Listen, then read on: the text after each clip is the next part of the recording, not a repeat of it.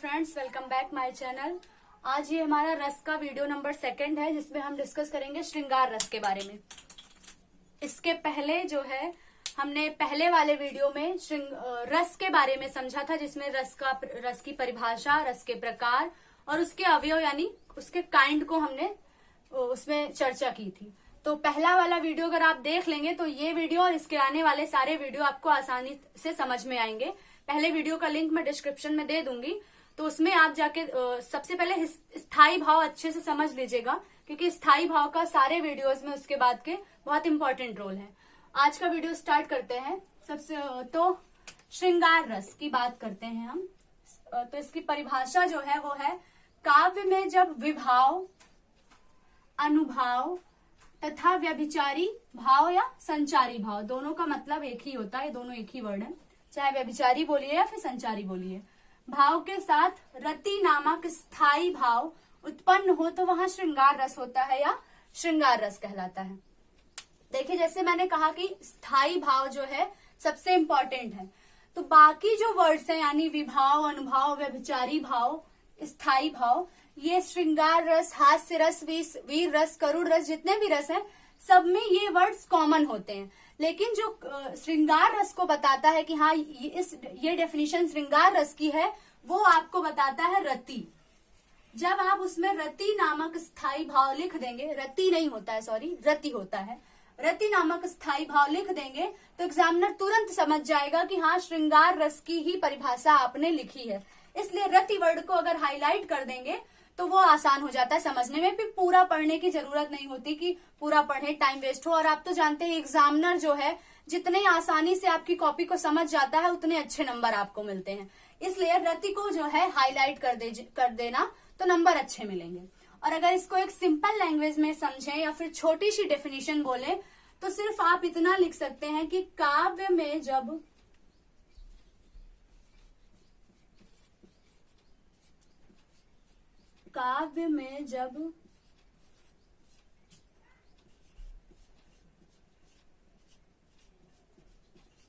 रति नामक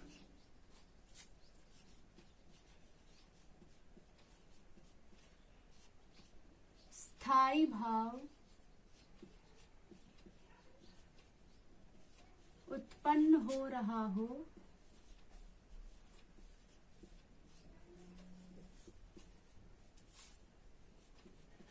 तो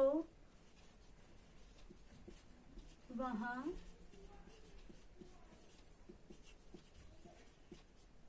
श्रृंगार रस होता है। काव्य में जब रति नामक स्थाई भाव उत्पन्न हो रहा हो तो वहां श्रृंगार रस होता है। ये सिर्फ एक लाइन की डेफिनेशन है, आप इसको भी लिख सकते हैं। और रही बात समझने की कि जैसे कभी कभी दे देता है, कभी कभी क्या देता है, एक ऑप्शन होता है कि आप प्रॉपर डेफिनेशन लिख के एग्जाम्पल दीजिए, या फिर एग्जाम्पल दे देता है, आप में उसको बताना होता है कि कौन सा रस है। तो जैसे दे तो आप कैसे समझेंगे कि इसमें श्रृंगार रस है कि नहीं। तो जो आपको काव्य जो दिया रहे, अगर उसको पढ़ने के बाद आपको समझ में आता है कि हाँ किसी नायक नायिका का वर्णन हो रहा है, मतलब एक लड़का और एक लड़की के बारे में कुछ बताया जा रहा है, और वो क्या चीजें होंगी, वो होंगी सुंदरता, मतलब नायिका की सुंदरता के बारे में बताया जा रहा हो, उनके रूप का वर्णन किया जा रहा हो, पहनावा, उनके कपड़े कैसे हैं, कैसे पहने हैं, या फिर किसी चीज से कपड़ों की तुलना की जा रही हो, ऐसा कुछ। या फिर संदेशा, यानी जैसे हम किसी को बुलाते हैं, बुलावा भेजते हैं, किसी के द्वारा अपना संदेशा भिजवाते हैं, किसी लड़के को या फिर किसी लड़की को, यानी नायक और नायिका का वर्णन हो, यानी दो लोगों का, एक लड़के का और एक लड़की का, तो वहां पे श्रृंगार रस ही होगा। ये हो गई इसकी परिभाषा। अब बात कर लेते हैं प्रकार की। तो श्रृंगार रस 2 प्रकार का होता है। एक होता है संयोग श्रृंगार रस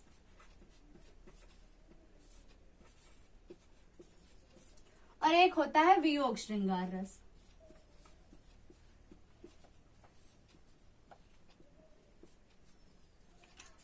संयोग श्रृंगार रस की परिभाषा समझते हैं। संयोग यानी समयोग, संयोग अपने नाम से ही पता चल रहा है, इस वर्ड से ही पता चल रहा है कि समयोग यानी दो लोगों का योग, योग यानी मिलन, जुड़ाव। जब दो लोगों का मिलन हो तो उस स्थिति में संयोग श्रृंगार रस होगा, यानी नायक नायिका का ऐसा वर्णन जहां उनके मिलने का वर्णन हो रहा हो, आसपास हो, ऐसा कुछ बताया जा रहा हो। तो एग्जाम्पल से समझते हैं। जैसे पहला एग्जाम्पल लिया हमने, देख कर राम जी को जनक नंदिनी, बाग में यूं खड़ी की खड़ी रह गई। राम देखे सिया को, सिया राम को, चारों अखियां लड़ी की लड़ी रह गई। अब यहाँ पे साफ साफ पता चल रहा है कि दो लोग आमने सामने हैं। वही हुआ ना, योग मिल रहे हैं ना, दोनों लोग आमने सामने हैं। तो ये प्रसंग जो है ये उस टाइम का है जब राम जी अपने गुरु के लिए पुष्प लेने जाते हैं बगीचे में, और जानकी जी अपनी सखियों के साथ कुलदेवी की मंदिर जा रही होती है दर्शन के लिए। तो बाग में जब दोनों लोग मिलते हैं एक दूसरे को, तो वो वही चीज यहाँ वर्णन दिया हुआ है कि बाग देख कर राम जी को जनक नंदिनी, यानी राम जी को जनक नंदिनी सीता जी देख कर बाग में यूं खड़ी की खड़ी रह गई। बाग में खड़ी की खड़ी रह गई, मतलब जैसे उनको देखती बस वो खड़ी हो जाती है, खड़ी रह जाती है उनको देखकर। राम देखे सिया को, सिया राम को, भगवान राम जी जानकी जी को देखते हैं और जानकी जी राम जी को देखते हैं, मतलब दोनों एक दूसरे को देखते रहते हैं। चारों अखियां लड़ी की लड़ी रह गई। चारों अखियां, अब आप समझ रहे हैं, दो राम जी की, दो सीता जी की, मतलब आप दोनों जो है एक दूसरे को देखते रह जाते हैं। इसी चीज का वर्णन किया गया है यहाँ पे। तो दो लोगों के मिलन का वर्णन है, इसलिए यहाँ पे क्या होगा, संयोग श्रृंगार रस। दूसरा उदाहरण ले लेते हैं, कहत नटत रीझत खिजत, मिलत खिलत लजियात, भरे भौन में करत है, नैनन ही सौ बात। ये जो है बिहारी जी की रचना है, कविवर बिहारी। कहत नटत रीझत खिजत, यहाँ पे भी दो लोग का वर्णन है, एक नायिका और एक नायक आपस में बात कर रहे हैं। तो वहां यहाँ है कहत नटत रीझत खिजत, मतलब नायक जो है वो नायिका से कहीं चलने के लिए कह रहा है, कहीं जाने के लिए।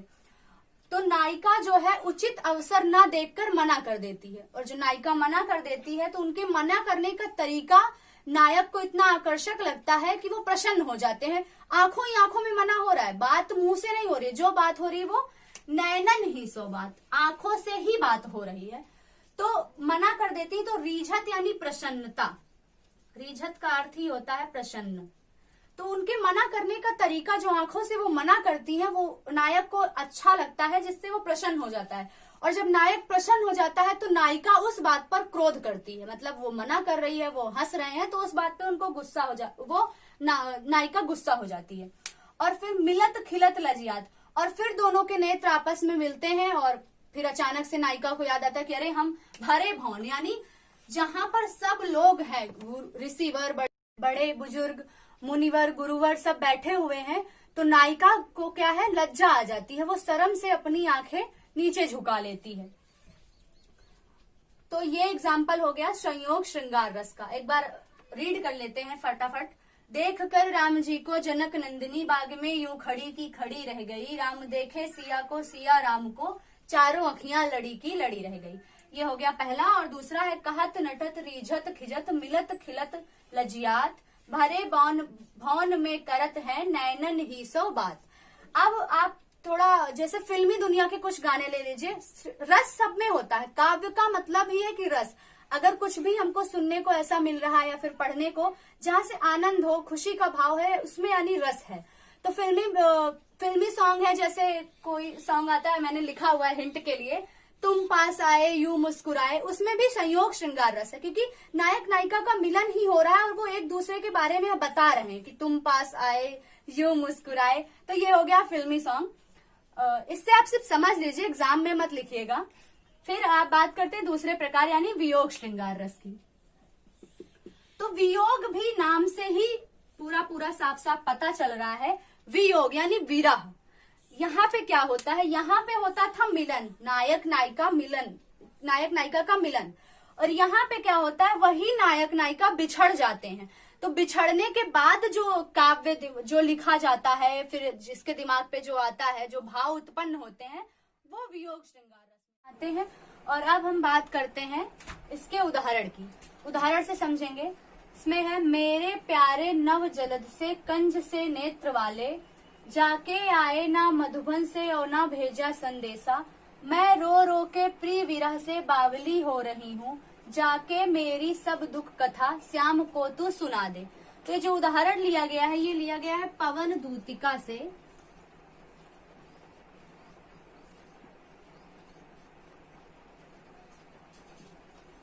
जो कि अयोध्या सिंह उपाध्याय जी की रचना है।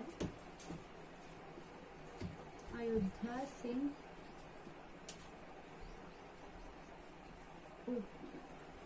उपाध्याय, इनको हरिऔध भी कहा जाता है। तो अब इसमें क्या है, राधा रानी के विरह का वर्णन है। मतलब राधा रानी पवन को अपनी दूती यानी दूतिका बनाकर उनसे अपना संदेशा श्याम तक पहुंचा रही है। जैसे मैंने कहा था कि जब कोई अपना संदेशा किसी के माध्यम से या फिर लिख कर भिजवाए तो वो सब भी श्रृंगार रस में आता है और वो वियोग श्रृंगार रस में।